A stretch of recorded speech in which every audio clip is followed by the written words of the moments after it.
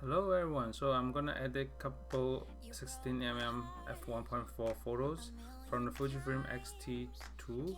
So let's get started. I'm gonna use the VSCO, and this time I'm gonna use a U3 for this one. And this is the previous shoot I shot before with Kari, and I'm using the 16mm F1.4 lens from Fujifilm, and the body is the X-T2. So I'm gonna crop down a little bit. I like the palm tree in the back. Just stay a little bit more headroom just for the environment, for the palm tree in the back, and slightly rotate a little bit, and then the highlight save down more, and then that's good. And let me save it. So this is the first one. I'm gonna copy the edit and then paste it into these two. So once I copy the edits, and then I can crop it based on each photo. I'm gonna leave the maximum number of the room on the left and right side, and then update the highlight save. So once I save it, and then I'm gonna do this one. So let me update the 4x5 crop, slightly more tight framing crop for this one, and then increase the contrast a little bit. Let me save it. Okay, so the next couple one is from the Bookstore in SF.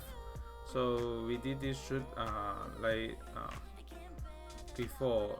I think it was in the 2018. So I'm gonna use the U3 this time. It's a new filter for me for the VSCO.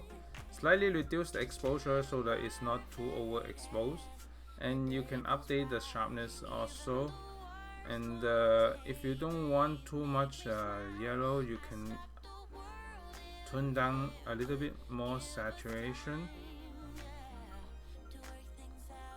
and then slightly down a little bit more, increase the contrast, and then adjust 4x5 crop. 4x5 crop for this one, slightly rotate a little bit more perpendicular to the ground, and then save it. So once I save it, and then the next couple one I can just copy and then paste it, the edit to here. And then later I'm gonna adjust the lighting a little bit in here. I can increase a little bit more lights for this one, and 4x5 crop for Instagram, kind of like this. Slightly go down a little bit more. Okay, so that's good. And this one is too bright. I'm gonna reduce the exposure even more for this one. So reduce the exposure maybe -2.1, and then slightly rotate the bookshelf more perpendicular to the ground, and I leave more body in here. Slightly position the top third area around the eyes area of the portrait. So let me next, and then save it. And next one, so slightly crop down here, and then increase, save it. So the next two one are on the street, so street style. Let me check. I can still use this one just to be consistent. I'm gonna reduce the exposure a lot more because the back is very bright, and then increase the contrast, increase the sharpness, slightly reduce the exposure a bit more.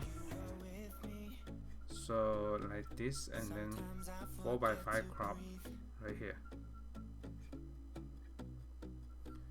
Okay, so slightly more room on the right hand side, position the portrait to the center, and increase the contrast a little bit more. So once I got this style, I can paste it here on this one, and then when we do a 4x5 crop, slightly rotate a little bit,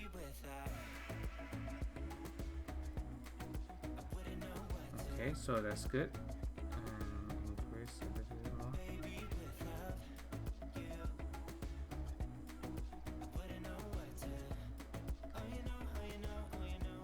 Okay, so that's good, and thank you so much for watching today, and stay tuned for more video coming up. Bye.